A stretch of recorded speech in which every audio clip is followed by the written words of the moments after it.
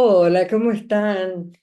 De nuevo acá en Para Compartir, el programa de Sil Romero y Pato Brusa que se emite desde La Plata, Argentina, para el mundo. Soy el Villorio y quiero compartir un sueño con ustedes, el sueño de las personalidades que nos visitan y que les van a resultar inspiradores. Ya lo van a ver. Hoy tenemos el honor y la alegría de recibir en nuestro programa al profesor doctor Carlos Enrique Petoruti. Carlos nació, les voy a decir una cosa muy breve porque es muchísimo los antecedentes de él y se nos va a ir el programa, así que algo muy breve. Carlos nació en La Plata, obtuvo su título de abogado y de doctor en leyes en la Facultad de Ciencias Jurídicas y Sociales de la gloriosa Universidad de La Plata. En esa misma facultad, él se viene desempeñando como profesor. En realidad, en vez de profesor, debería decir con más propiedad maestro del derecho, porque profesores hay muchos que transmiten conocimiento. Ya vamos a hablar del tema este. Pero maestro del derecho es otra cosa. Y él es un verdadero maestro del derecho que toma a los educandos cuando recién empiezan en la primera materia, introducción al derecho, flor de materia, ¿no? Y después sigue con ellos cuando ya están por recibirse, hasta también en el doctorado, En el posgrado, sí. en el Posgrado posgrado, y doctorado. exactamente. Bueno, él ha escrito muchos libros sobre temas jurídicos y gran cantidad de ensayos y artículos abordando temas de su especialidad en particular filosofía del derecho. Obtuvo muchas distinciones y muchos reconocimientos que imposible enumerar. Es miembro de la Academia Nacional de Derecho de Córdoba, que es una de las más prestigiosas, si no la más prestigiosa del país, pues anterior a la de Buenos Sí, Aires, ¿no? sí, así es. Bueno, y es corresponsal argentino del Instituto nada menos Hans Kelsen de Viena. ¿Mm? Bueno, se desempeña desde hace muchos años en la Procuración de la Suprema Corte de Justicia de la Provincia de Buenos Aires, donde ha realizado una proficua labor. Además, es músico, como si todo esto fuera poco, es músico. Estudió en el Conservatorio Giuliano Girardi e integra desde hace muchos años una banda de jazz e interpreta magistralmente la trompeta. Bueno, esta sucinta reseña de su brillante carrera es solo para que tengan una idea del personaje que hoy tenemos acá. Bienvenido, Carlos. Muchas gracias. Bienvenida. Muchas gracias por la invitación. Un No. gusto compartir este momento. Gracias, no, la agradecida soy yo y todos los que nos están viendo. Carlos, desde este programa, como yo te lo anticipé, se trata de compartir un sueño. Vos has tenido talento más que suficiente y la inclaudicable vocación, la fuerza de voluntad también, para realizar muchos sueños, ¿no es cierto? Algunos que están vinculados entre sí y otros no tanto. Y la pregunta de rigor que yo siempre formulo acá es acerca del nacimiento de la vocación. Ahora, vos te va a resultar medio difícil, porque como son tantas cosas, bueno, un poco que nos digas por dónde empezaste. Bueno, te dejo a vos tener uso de la Mira, palabra, cómo continuó tu apasionante recorrido nos conocemos hace mucho tiempo y fuerte. la verdad es que todo esto se encuentra encadenado por la música, eh, podría decirlo.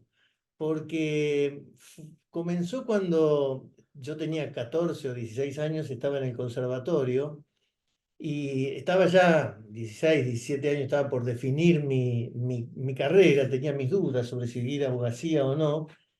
Y tenía un compañero de música, no tocábamos el mismo instrumento, pero Sí, éramos compañeros en la clase de sí, teoría, sí. que me dice, "¿Y vos no querés venir a hablar con mi papá y mi mamá, que son profesores de la facultad?" Y efectivamente eran épocas en que la facultad, estaba hablando del año 74, la facultad estaba cerrada, no había posibilidad de acceder a los profesores, y así fue como me acerqué a un profesor y particularmente a una profesora que atendían a los alumnos en su casa y les daban el apoyo necesario en esa época de facultades cerradas para que pudieran avanzar en las materias. Resultaron ser Juan Carlos Smith, profesor de Filosofía del Derecho, y Elisa Méndez, profesora de Introducción al Derecho. Los conozco. Así que la verdad es que la música me llevó a definir mi vocación por el derecho, que después obviamente se fue consolidando y por influencia de ellos se fue consolidando en todo lo que era teoría general del derecho y filosofía del derecho hacia el ejercicio profesional y también hacia la docencia universitaria. Teoría General del Derecho. ¿Te acordás aquel simposio que organizamos Simposio de con teoría el general. Colegio de Sí, Escribanos se y el organizaron muchos, Instituto así es, de así Cultura es. Jurídica? Qué Bueno, maravilloso. y tengo que agregar que también mi vida se organizó en torno a eso, porque ahí con Elisa y con Juan Carlos Smith se organizó el primer Congreso Internacional de Filosofía del Derecho que se realizó en Exacto. La Plata en el año 82, del cual el año pasado se cumplieron 40 años de su realización. Hicimos un acto Sí, sí, conmemorativo sí. en la Universidad de La Plata. Y casualmente también en las tareas preparatorias de ese congreso, éramos todos Mm, jóvenes abogados o estudiantes, avanzados. conocí a una abogada recién recibida también, que era Verónica Canale, que resulta ser mi esposa. Con la que Así que después te le yo, casaste. así es, con la que llevamos ya 39 años de casados. Así Como pasa el que yo tiempo. diría que la música y la trompeta desencadenó todo esto en Qué mi vida, ¿no? bueno. Fue, por supuesto que, Definió toda tu vida. no sé si lo definió, pero la Y, rumbió, la rumbió. sí. Decime, incursionar en el ejercicio del derecho, por supuesto, no es solo, como uno cree en general o el que está fuera del derecho, interpretar innúmeras normas jurídicas, aplicarlas, evaluar cómo han sido aplicadas o desentrañar las conductas para ver cómo se adecuan o no a las normas. Pero también es mucho más que eso, porque también implica procurar la realización de la justicia. Y para eso, yo digo, se necesita una disposición de ánimo muy especial, yo diría casi rayando en el sacrificio, ¿no es cierto? Quería que nos hablas un poco de eso, del denodado y anónimo trabajo cotidiano. Vos recién venís de la Sí, procuración, sí. desde las 7 de la mañana, donde es inevitable tropezar con problemas de todo tipo, de mala fe, de, bueno, que no tenés los elementos, de carencia de elementos, de tantas cosas, o de la mera ignorancia con la que uno a veces se tropieza. Yo me gustaría que me describieras solamente ese trabajo silencioso y noble que tantos magistrados realizan día por día y que porque para reivindicar un poco, porque está medio maltrecha la figura de los magistrados, de los jueces, me gustaría que, pese a todo, nosotros hemos preferido la magistratura, digamos, la labor tribunalicia y no el ejercicio profesional, porque realmente es Pero me gusta que en tus palabras vos nos digas eso, Sí, ¿qué implica esa función? en mi caso puedo decir que, bueno, yo también, si bien es cierto que la mayor trayectoria la tengo dentro del Poder Del Judicial, Poder Judicial. también hubo un periodo en el que ejercí la profesión como abogado, con una especialización muy dirigida hacia lo que era más Sí, que nada el derecho administrativo, pero he tenido también la posibilidad de ejercer como abogado y bueno, y también ver lo que es, por un lado, el abogado que pide, que reclama ante los órganos judiciales y cuál es la respuesta que recibe. Es cierto que hoy en día, yo creo que siempre, pero hoy en día más que nunca, hay una visión un poco negativa hacia la justicia por su falta en algunos casos, de eficacia, ¿no? sí, La de justicia respuesta a lo que que... no llega a tiempo, tanto en materia penal, como en materia juvenil, como en materia de familia, que es donde más Sí, se sienten las cosas. Después está también el ámbito patrimonial, en donde las cosas son importantes, pero también pueden claro, tal vez hay otros esperar un valores de poco. juego. Yo siempre cuando charlo con los alumnos, ya sea de grado o posgrado, y cuando charlo con colegas, recuerdo el artículo que escribió un discípulo de Carlos Cosio, que también se recibió en la Universidad Nacional de La Plata, me refiero a Julio Cueto Rúa, Ah, sí. que escribió un artículo que se llama El buen juez de primera instancia. No voy a repetir los contenidos de lo No, que no, dice no, Cueto no, Rúa, no. pero habla de la importancia que tiene el juez de primera instancia en cuanto a cómo debe analizar un caso, cómo debe resolverlo, la soledad en la que se Ah, encuentra, lo importante que es que el juez esté inserto en la realidad social, que conozca el mundo que la rodea, que no viva en una pecera, claro, pero que a su vez sus ideas no sean permeables o no ideologice esa realidad social a través de sus difícil ideas. equilibrio. Es un equilibrio muy difícil, es un equilibrio muy difícil y esa dificultad de equilibrio sabemos que ha existido desde siempre porque ya la dejó Mm. planteada Aristóteles cuando hablaba del justo medio y lo difícil que es encontrar Exacto. a veces esa relación, ¿no? Sigue vigente ese muchacho. ¿Eh? Sigue. Sigue vigente, sí, Pues sí. recién hablabas de que te dirigías a tus alumnos. Bueno, la docencia es otra meta que te fijaste, o no sé, o te surgió, pero la adoptaste con pasión, realmente, ¿no? La has cumplido muy holgadamente. Claro, yo siempre digo que la docencia, más que una función de formación profesional, es una misión excelsa que, bueno, no agota sus contenidos en la transmisión de conocimientos. Hay un escrito tuyo que vos titulaste El fantasma del derecho, y en el Sí. cual, bueno, hablas del verdadero sentido de la enseñanza. Me encantaría que nos resumieras algunos de esos conceptos que son bastante interesantes, muy, muy originales, Voy, ¿no? voy a Por tratar. empezar, la palabra fantasma, como la Sí, analizamos. sí, sí. Me gusta a veces, yo siempre digo que Bueno, los sí, títulos marcan a veces el contenido es de una cierto, obra. A veces hay que tener mucho cuidado en la selección de los títulos y también es cierto. incluso en el desarrollo interno de la obra. Cuando compro algún libro, lo primero que miro es el índice para ver cómo está Claro, organizado, estructurado. siempre y cuando no nos refiramos a una novela o a un Sí, sí, clásico, pero sí, cuando nos referimos a un libro de teoría del derecho, miro el índice porque el índice y el título nos marcan hacia dónde nos quiere llevar exacto. el autor. La docencia empezó para mí como una vocación al principio porque me ofrecieron, fue primero Juan Carlos Elisa. Schmidt, primero Sí. empecé en la cátedra de Ah, Filosofía del Derecho como ayudante alumno, luego como auxiliar docente, luego fui adjunto de Elisa Méndez en Introducción al Derecho y finalmente llegué a la titularidad que ejerzo ya desde hace unos cuantos años. Y tengo que decir que la docencia es algo que no solo me sigue gustando, sino que cada vez me gusta más. ay, Yo sí, siempre planteo las dificultades que tenía cuando era recién recibido y sí, tenía prácticamente la misma edad que los alumnos a los que claro. interrogaba. Entonces algunos me miraban con cara, algunos habían sido hasta Sí. compañeros míos.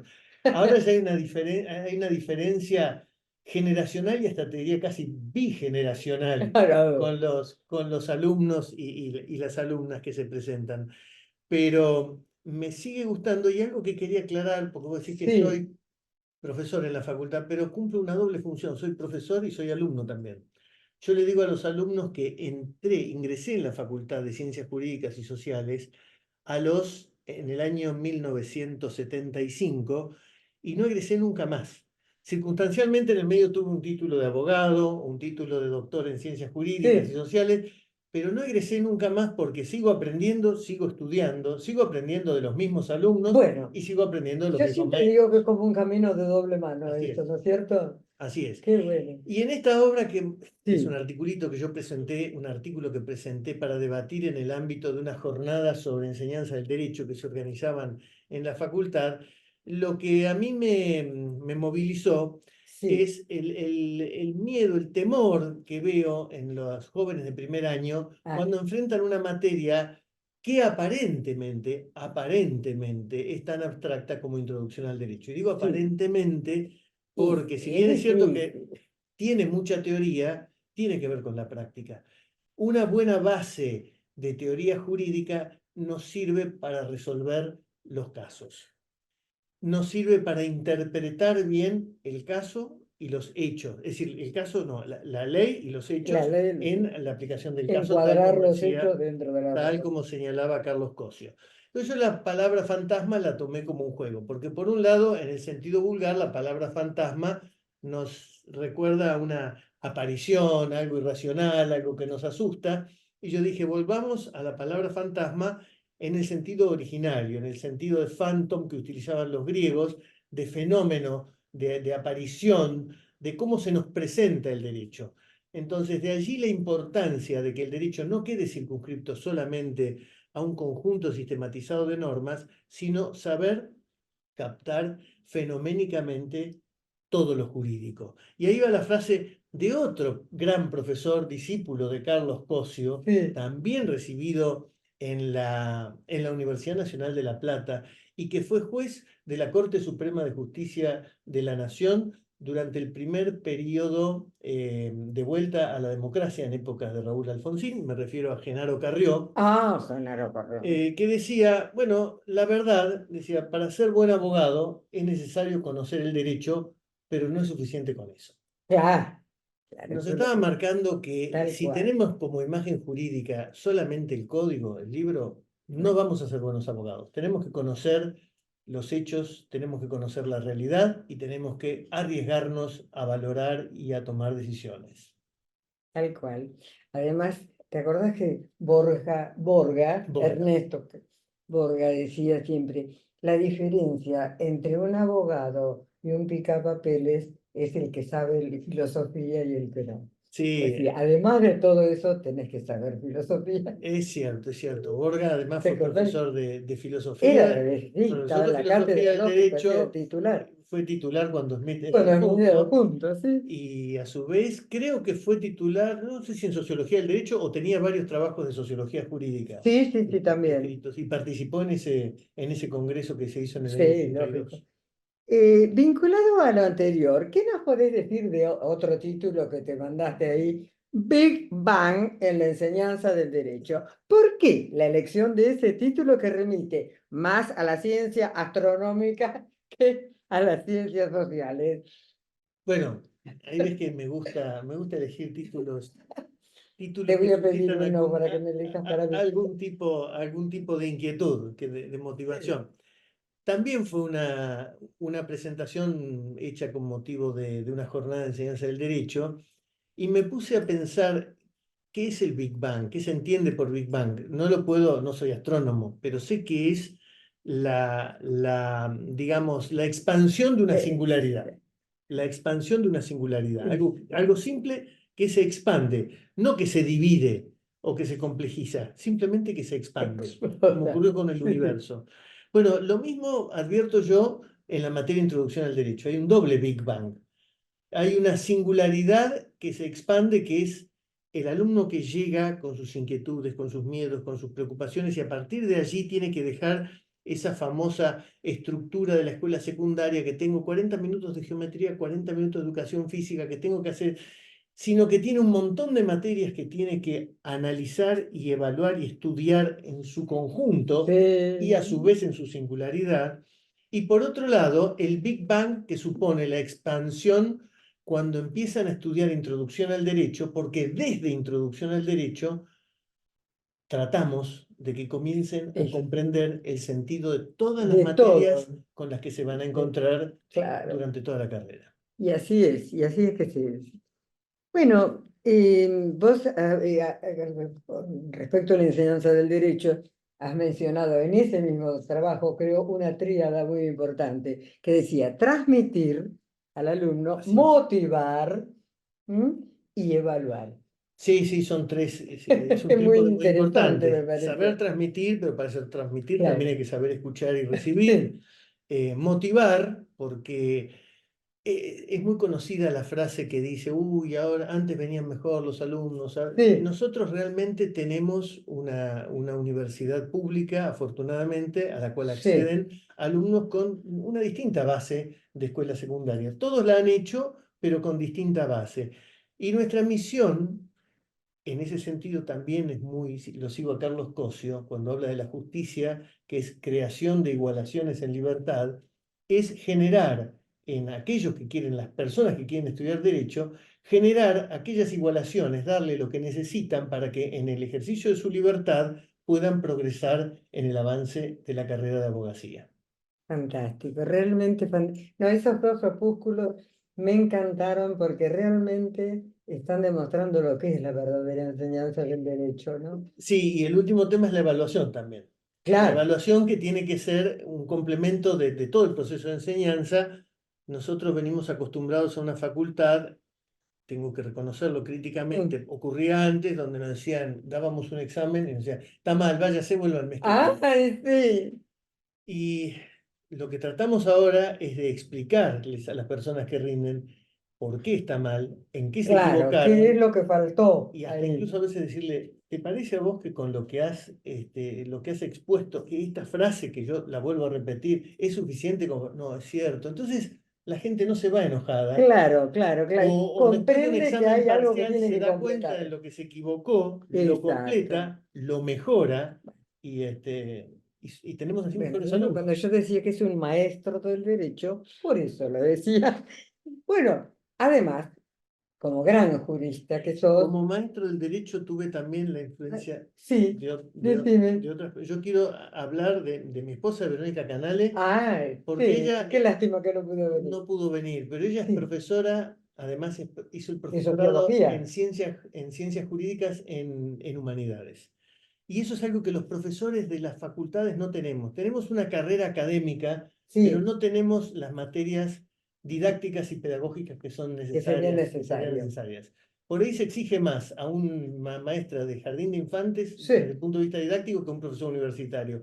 Y yo no he hecho esa carrera en la Facultad de Humanidades, pero ella me transmitió y discutimos con ella y debatimos con ella qué muchos temas bueno, relativos a qué bueno, se los retroalimentan. continuamos debatiendo hoy en día también. Bueno, muchos proyectos Muchos hicieron proyectos, sí. juntos Sí, sí, en la procuración desde ya. y fuera de ahí, ¿no? Así es. Y en algunos tuve el honor de participar con ellos, que realmente fueron fantásticos, ¿no? Pues, sí, lo pasamos muy bien. Sí, sí, es cierto. Bueno, él ha disertado en numerosos foros internacionales con gran suceso.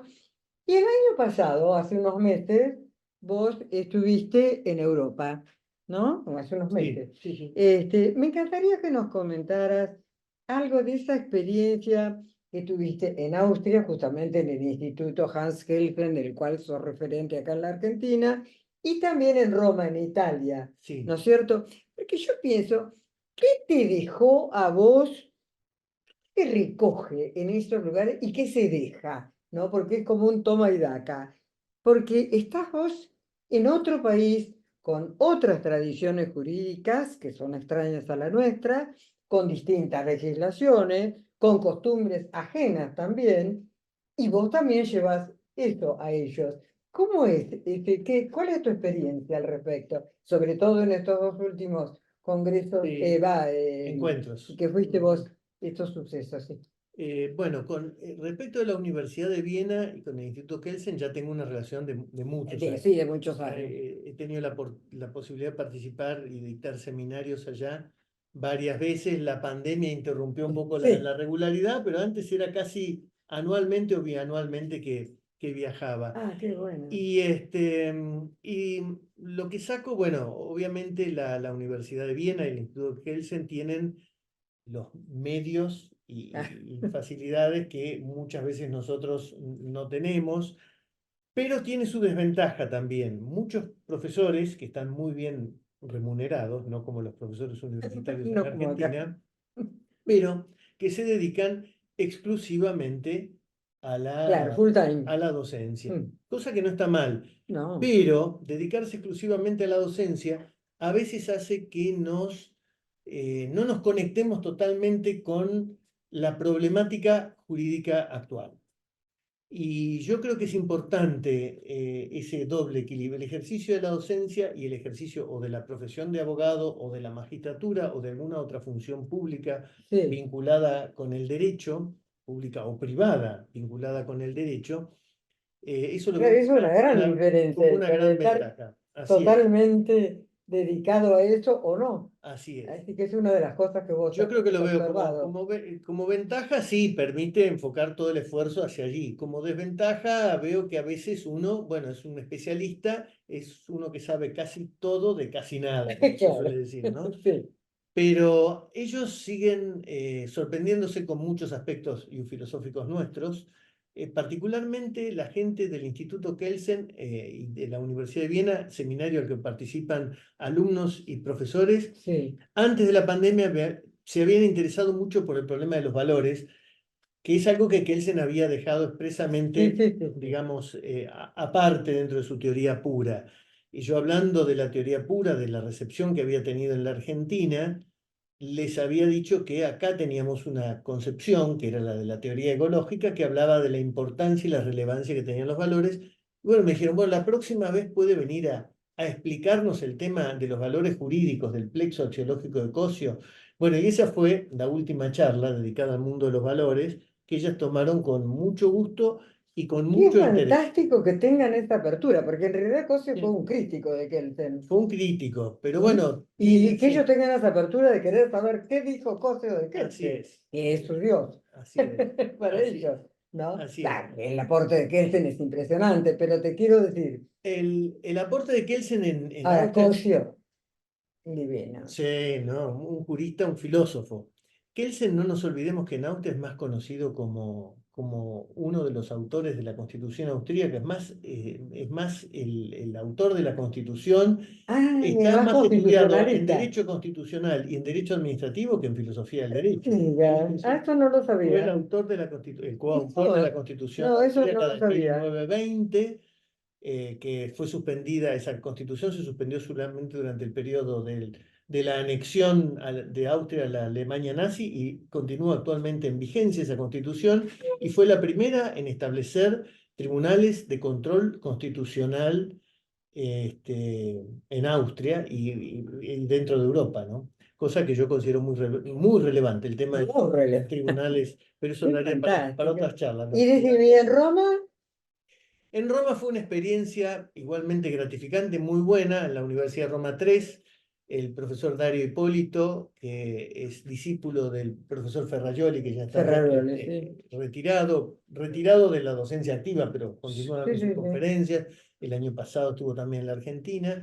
Pero ahí tuve la posibilidad de participar en un seminario para alumnos de Teoría General del Derecho, de Filosofía del Derecho, perdón, que Sí, eran alumnos de tercer año en un aula inmensa, una aula muy colmada de 150, 200 alumnos. sí. No llegan a ser los 600 o No, 700 que sí, tengo los yo, 700 que pero fueron manejas acá. muchos, un aula muy bien puesta, con muy buena, con una muy buena acústica, pero también me llamó la atención las preguntas que hacían, las interesantes preguntas que hacían los alumnos respecto del derecho y la función judicial, esa vinculación Qué entre el derecho bueno. y la función judicial.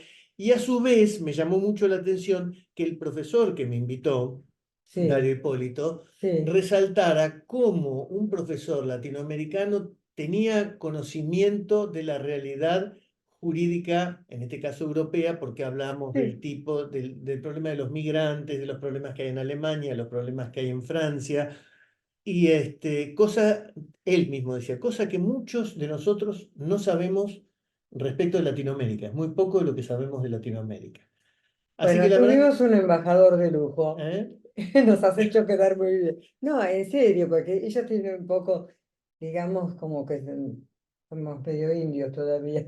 No, Pero no bueno, lo vieron así. Yo creo que sí. lo ven más como que, o desconocen, desconocen la obra de Cosio, en algunos lugares sí, pero digamos a los niveles universitarios Yo te intermedios, digo que la teoría muy ecológica, poco. yo viste cuando estaba con la revista, me mandaban artículos que lo tenían como tema de tesis Sí, en sí, muchos otros países, ¿no? En Alemania, sí, sí, en sí. Guatemala, lugares totalmente Sí, diferentes, Cosio ¿no? continúa vigente y Realmente trascendió mucho lo de él. un detalle que para resaltar, junto con el profesor Julio Raffo, que es profesor en la Universidad de Buenos Aires, y Diego Luna, que son profesores también en la Universidad de Buenos Aires Sí, e integrante de la Asociación Argentina de Filosofía del Derecho, sí. acá en La Plata creamos la Cátedra Libre Carlos Cosio, Ah, con la qué finalidad de bueno. acercar las ideas de Carlos Cosio, en general, todos aquellos que quieran saber algo sobre derecho, Sí, sobre sí, las sí, sí, problemáticas sí. jurídicas, sobre sus derechos, sobre cómo ejercitarlos, etcétera.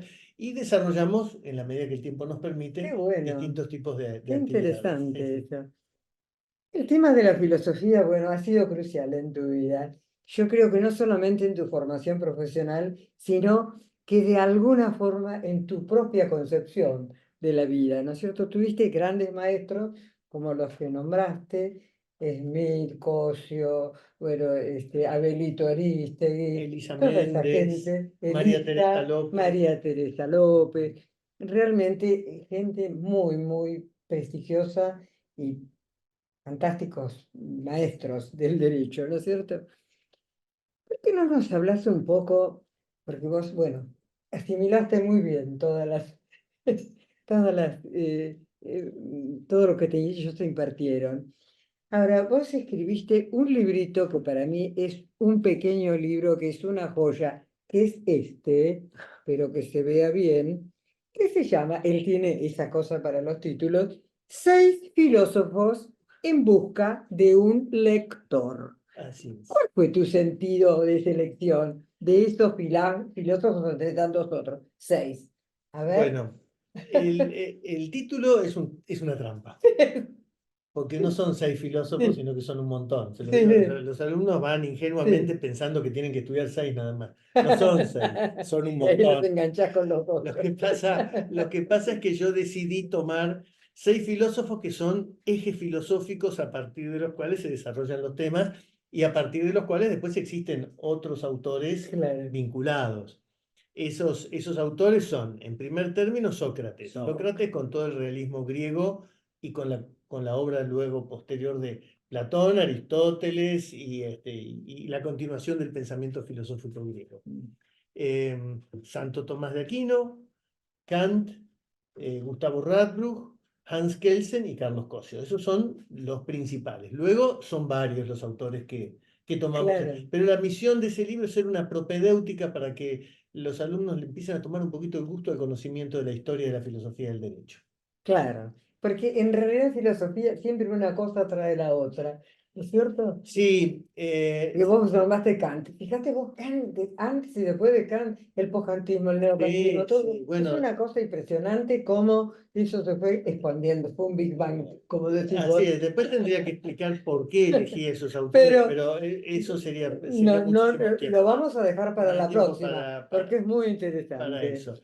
Yo quiero hablar de otro libro de tu autor. Bueno, no sé si querías decir algo. No, no, el título del libro lo tomé Ah, de la de inspiración del Pirandello. libro de Pirandello, Claro, seis personajes en busca de un lector, porque en de un definitiva, autor.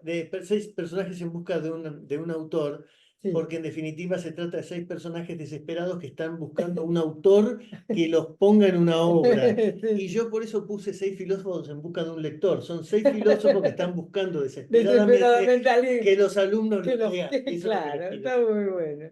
Bueno, hay otro libro tuyo de obligada, referencia de obligada lectura, que es El arte del derecho. El arte, fíjense, el arte del derecho. Y me encantó el paralelo que vos trazás entre interpretación jurídica, que es uno de los grandes temas del derecho, con interpretación musical, que es otro de los grandes temas de la música. A Así ver, es. ¿qué nos puedes Bueno, sintetizar de el eso? arte del derecho es en realidad es más reducido, no es una obra, es un ensayo, un trabajo que preparé hace un tiempo, motivado un poco por una frase que una vez dijo Emilio Petoruti, dice, siempre habrá, hacía reflexiones sobre el arte, y dice, siempre habrá dos tipos de arte, el bueno y el malo.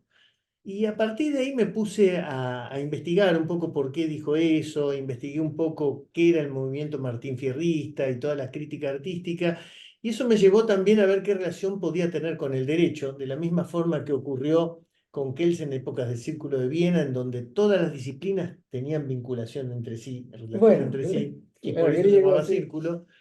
Y ahí descubrí o recordé que en el año 1947 un filósofo norteamericano llamado Jerome Frank escribió un libro, o un artículo que se llama Palabras y Música. Algunas reflexiones sobre la interpretación de las normas, o sobre la interpretación normativa, la traducción del inglés. Y ahí hablaba, citaba a otro autor anterior, decía que el derecho existe en la medida que es, o la ley existe en la medida que es interpretada, muy típico del realismo norteamericano. En la medida que Muy la ley se típico. aplica, existe, Sí, si no, es una abstracción escrita claro. y puesta en una biblioteca. Otro autor llamado Ronald Dworkin hizo una especie de comparación entre el derecho y la literatura, diciendo en qué medida el derecho se parece a la literatura, Sí, diciendo que en en definitiva una cierto modo, sí. sentencia o un juicio es una especie de novela encadenada.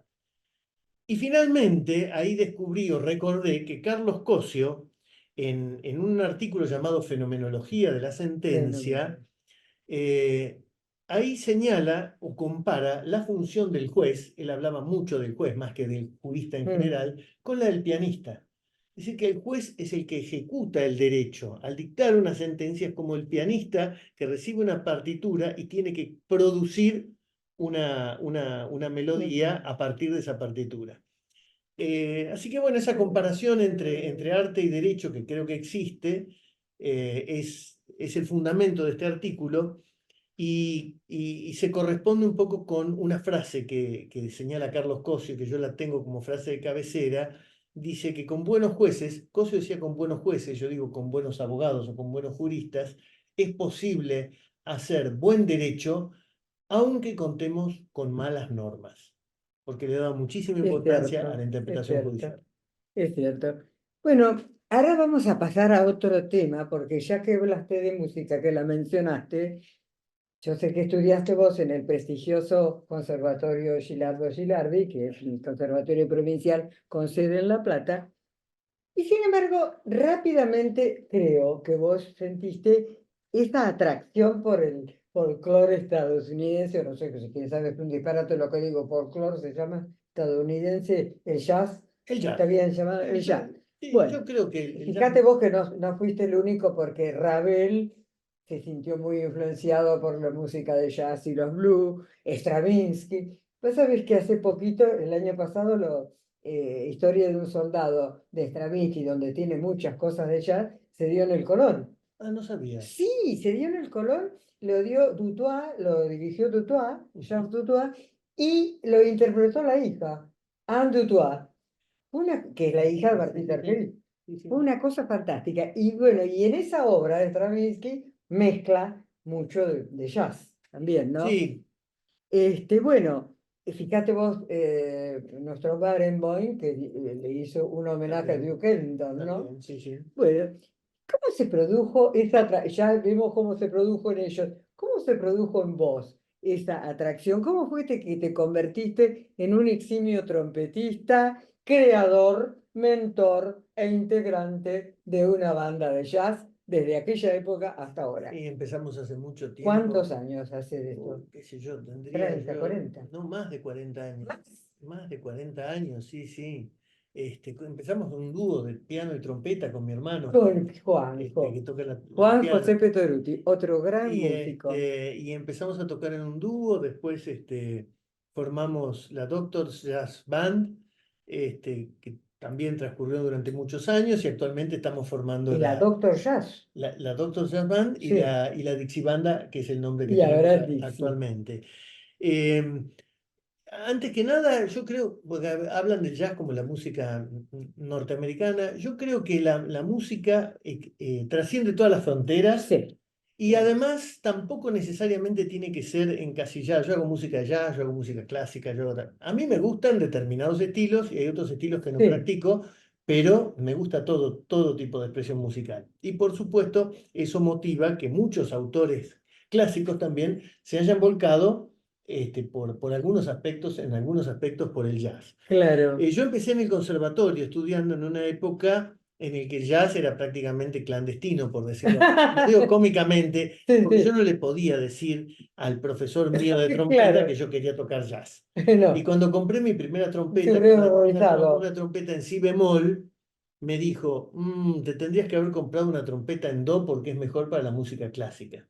Pero Como vos pensabas en lo otro. yo no le quise decir que mientras tanto tenía un librito que me había comprado hace mucho, en época en que no había internet, no había nada, un librito Claro. que se llamaba 66 Easy Trumpet Solos, 66 solos sencillos de trompeta.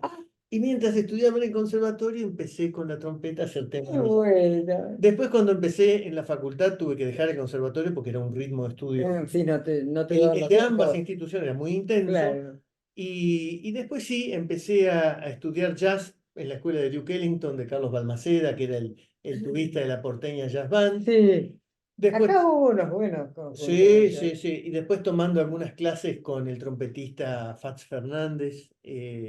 Pero bueno, ya a partir de allí formándome de una manera no continua. Seguíamos tocando, Sí, sí, sí, seguíamos sí. Pero nunca lo ejercitando, dejaste. pero no, Siempre. nunca lo dejé, ¿No? siempre tocando, sí, sí. Me gustaría conocer tu opinión, porque yo no, yo soy neófita en esto, ¿no? Voy a escucharlos y eso me encanta, pero no entiendo nada de eso, ¿no?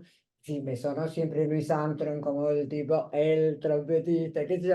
Y ahora, últimamente veo que viene sonando mucho, no sé si lo pronuncio bien, uno que se llama Wynton Marsalis, o Wynton Marsalis, Marsalis, sí, sí, sí, Marsalis. Sí, Marsalis, sí. que es de New Orleans, justamente, ¿no? Y creo que fue el único músico que en un mismo año ganó los dos premios. Como trompetista de música clásica, los Grammy, que son, viste, los premios que dan allá, y como trompetista de jazz, en una grabación de jazz. Que fue lo que Sí, era en el año 1984, eso, sí, ¿no? Marsalis proviene de una famosa y renombrada familia de músicos, su padre, su Sí, sí, sí, hermano. sí. Como trompetista es excelente por varios motivos. Tiene condiciones de músico Innatas. espectaculares, innatas. Es un muy buen docente, porque yo he visto algunas clínicas Sabe de él transmitir. hechas incluso para niños, para Sí, transmitir la qué música. Es un bueno. docente y realmente tiene el arte de que parezca fácil, aunque no lo sea, aquello que es difícil. Mm, Y en algo me hace acordar Marsalis a Louis Armstrong, a pesar de que sí, tuvieron formaciones distintas, sí. es en que son oradores con la palabra justa, digo yo, o Qué bueno, qué trompetistas linda frase. con la música, con las notas justas. Sí. No hacen notas de más, transmiten bien lo que quieren transmitir y son maravillosos cuando se los escuchan los otros. Me refiero a Está bien, Marsalis está bien, y a bien Louis Armstrong. justificada entonces la fama que está Sí, teniendo sí, sí, Marsalis. sí. Bueno, he sabido que una característica del jazz es la improvisación. Yo te digo, ¿cómo juega eso? Porque ya, te da más libertad el poder improvisar, pero a su vez también apartarte de la... ¿Es un inconveniente o es una ventaja la improvisación en el jazz? ¿O es una característica de Eh, la que no te puedes subir? yo creo que la improvisación es una forma de interpretación. Ah, mira vos. En algunos, porque en definitiva somos todos intérpretes. Un pianista de música clásica, una orquesta Sí, sí, filarmónica, Louis Armstrong o un nene tocando la flauta dulce. sí, Somos todos intérpretes. Todo arte es arte interpretado. De la misma forma que todo derecho es derecho interpretado, si no, no es también. derecho. Por eso, Y de la misma forma que los jueces a veces tienen que cubrir lagunas jurídicas, está muy los bueno eso. músicos tienen Crean que colmar, doctrina. ir creando, y esa es la razón. Es cierto que es una característica del jazz, que la Sí, ejecución misma es el tema. Uno se ajusta a ciertas pautas de armonía que no puede quebrar, no puede sí, ser que sí, uno sí, toque en una tonalidad y otro toque en otra, eso claro. no. Pero es un diálogo entre muchos, que se va entre muchos instrumentos, que se va entrelazando y en el cual los distintos instrumentos se van escuchando y tienen como resultado final lo que el público escucha, ¿no? Qué lindo. Yo una vez leí que cuando fue Louis Armstrong invitado a Londres, los músicos que eran muy estrictos, los ingleses, a hacer todo prolijito, se quedaron sorprendidos de todas las improvisaciones que hacía Louis Armstrong, los sonidos que le arrancaba a su Sí, instrumento, sí. ¿no? sí. Fue una cosa que lo comentaron en todos Maravilloso, los sí, sí. diarios, en Toda todas su, partes, su gira ¿no? europea, sí. Bueno, esa banda de jazz ahora se llama, la que vos La Dixie creaste en su Banda. momento, ahora se llama Baile. Llegamos al final de este. No, yo quería preguntarte antes de terminar, ¿cuál fue tu experiencia cuando fuiste con Juanjo, con el hermano Juan José, que toca el banjo, el piano, de La todo, tuba, todo un poco? es un Cuando fueron a New polimúsico. Orleans, esto, Así, ¿cuál fue tu experiencia, a la cuna del A jazz? Nueva Orleans viajamos en varias oportunidades, pero en dos oportunidades fuimos no solamente Juanjo y yo, sino acompañados por otros músicos de la Y banda. que tocaron. Y tuvimos la posibilidad de tocar en un lugar Qué especial que bueno. se llama Fritzels. Lo que más nos llamó la atención, actualmente en Nueva Orleans surgieron nuevamente bandas de jazz tradicional, por lo que estoy viendo en, en, este, en YouTube, ¿no? Algunas bandas de Nueva Orleans actuales. Pero en la Sí. época en que viajamos nosotros, había otro tipo de música, había jazz moderno, y no era tanto Dixieland el que se escuchaba en Nueva Orleans. Ah. Así que llamó mucho la atención que una banda argentina hiciera jazz tradicional en la Bourbon Street, y además tuvimos la posibilidad no solo de tocar en la calle Bourbon, que es la calle principal, sino además en el barco que cruza el Mississippi, el Natchez, Ay, no me que tiene un digas. espectáculo, sí, sí, y Ah, como en las ahí sí películas. había una banda de jazz tradicional que, sabiendo que ese día íbamos de visita nosotros, nos dijeron, les dejamos el escenario a ustedes y nos quedamos Porque para tocando. el que no sabe, en New Orleans, que es la cuna del jazz, en todas las esquinas de esta calle Bourbon, Sí, se toca jazz. Entonces uno va caminando y con cualquier es instrumento, fantástico, guitarra, tablas de es lavar, fantástico. cualquier instrumento. Realmente es una linda experiencia Así ir es, así a es. New Orleans, ¿no es cierto? Bueno, llegamos al final de este programa que vamos a tener que hacer otra entrevista porque nos quedaron muchas cosas en el tintero. Yo no sé si vos sos muy orteguiano, no lo creo. ¿Soy? ¿Muy orteguiano? Sí, cómo Ah, no. bueno. Porque yo si tuviera que sintetizar, Debería serlo porque si soy ecológico, la fenomenología el claro, viene existencialismo, de ahí. sí, sí. Si yo tuviera que sintetizar tu vida en una palabra, en una frase, digo, elegiría la frase de Ortega Gasset que decía que la vida cobra sentido cuando se hace de ella una aspiración a no renunciar a nada. Y Carlos no renunció. Se casó, tiene hijos, tiene nietos, es jurista, es filósofo, toca, es músico, toca maravillosamente la trompeta. Es decir, realmente no te ha quedado mucho para hacer, ¿no es cierto? ¿Puedo modificar la frase ortegana? ¿O sí? ¿Cómo? ¿Puedo modificar la frase Sí, ortegana? sí, cómo no. Yo diría que la vida cobra sentido cuando nos esforzamos por lograr nuestros propósitos. Bien, muy Y bien. bueno, para Yo eso quisiera que vos en esta línea les dieras un consejo a nuestros oyentes que quieren cumplir sus sueños, ya que vos los y cumpliste. para lograr esos propósitos hay que saber elegir. Hay que saber Primero, elegir. muy bien. Y Después, elegir implica renunciar a algunos caminos. Elegir a unos caminos y renunciar a otros. Hacernos cargo de lo que elegimos. hacernos cargo de lo Hacernos que responsables de elegimos. lo que No elegimos. me gustó. Y si nos hacemos cargo de lo que elegimos y estamos satisfechos con eso, nuestra vida no va a ser una queja, como suele ser muchas veces. Es muy difícil saber qué es el bien, pero sabemos muchas veces qué es lo que está bien y qué es lo que está mal. Y eso es lo que tenemos que saber discernir. Gracias, No, Carlos. por Ha favor, al sido tan contrario, muchas gracias. enriquecedor esto, tan enriquecedor. Te agradezco muchísimo. Muchísimas gracias por la invitación, Ha Elvira. Se sido nos un pasó honor volando el tiempo. enorme, enorme, enorme que estuvieras acá. Les digo que cuando esto concluya, vamos a incorporar un fragmento de una música interpretada por la banda Dixie Band, ¿m? En la cual es trompetista Trompetista. solista Carlos Pettorucci. Bueno, Hasta la próxima. Gracias por todo. ¿M? muchas gracias, Elvira. Muchísimas No, gracias. no, Muchas gracias gracias por a la vos. invitación. La agradecido soy yo. Chao.